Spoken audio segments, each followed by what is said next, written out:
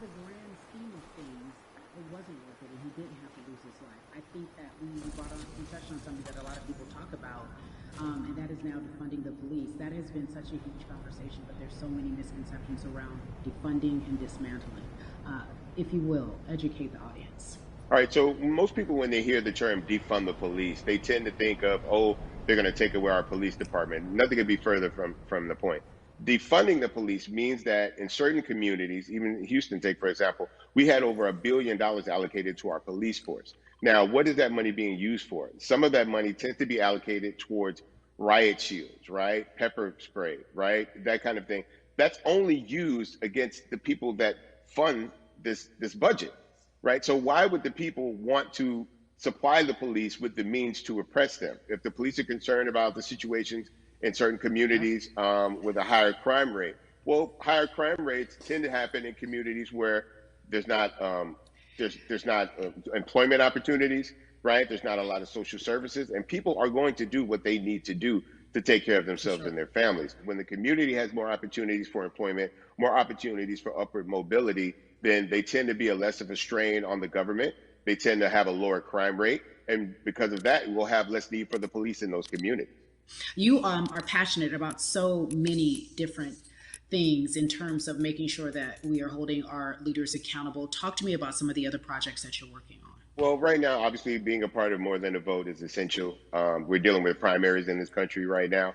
And we just want to educate people. We want to inform people because people are tired, they're angry, they're concerned, and they want information and they want action.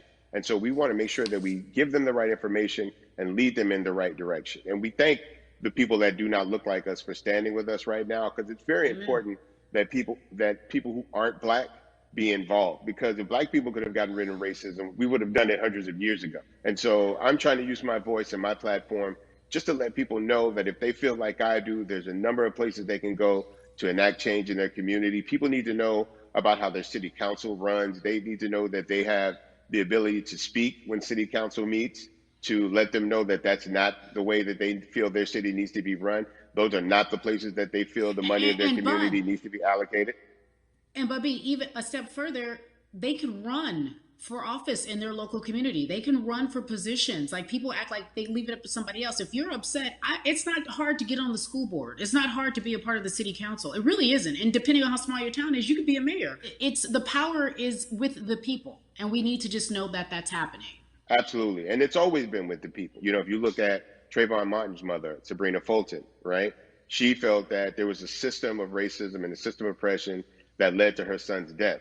And so what did she do? She ran for city council and she was elected to city council. Our own former president, 44, Barack Obama, right, started in the community as an activist, ran for an elected position, became senator, ran for another elected position and became president of the United States. So don't think that you can't make a difference. You know what I'm saying? You don't need a lot of money. You don't need a lot of power. Your voice is enough to make a difference.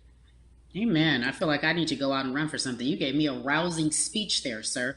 I'd be remiss if I didn't ask you this. When I talk to my brothers, I have to ask you, as a Black man, how are you doing? Are you okay?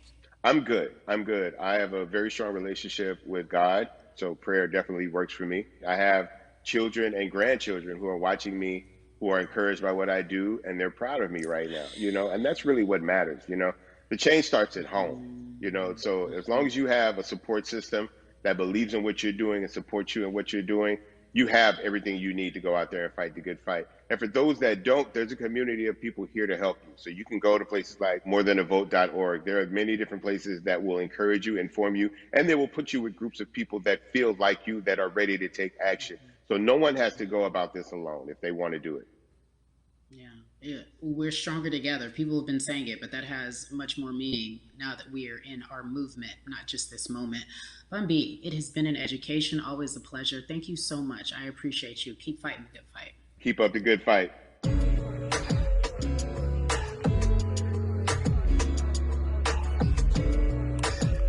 Yeah, la la. So our next guest, I have to admit, I'm a fan, but there are so many different people that we could talk to, and I thought it was so imperative that we speak with her. You know her as Molly on the huge, successful show Insecure, HBO's Insecure. She also has a comedy special highlighting her Nigerian roots, and she's an amazing podcaster. Let's welcome in Yvonne Orji, everyone. You have such a beautiful way of making things funny, giving us our medicine with some candy, right? The humor and the Yeah. healing. You bring all of that to your space. And right now, as you look across this country and how everyone is so broken and so upset, if it's not social injustice, it's the pandemic, it's depression, it's unemployment, the list goes on and on. How are you doing, quite frankly?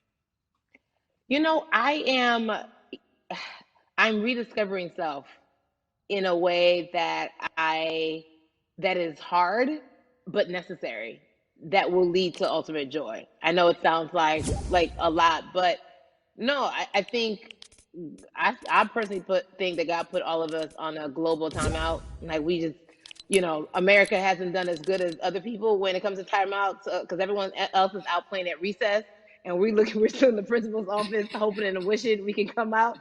But I think that if we settle into the timeout and really learn the lesson that we're supposed to learn from this season, I think we'll emerge better. We'll learn how to play well with others in more ways than one. And Mm. so personally for me, I'm taking this time to learn me in a new way. I feel like I'm being ushered into a new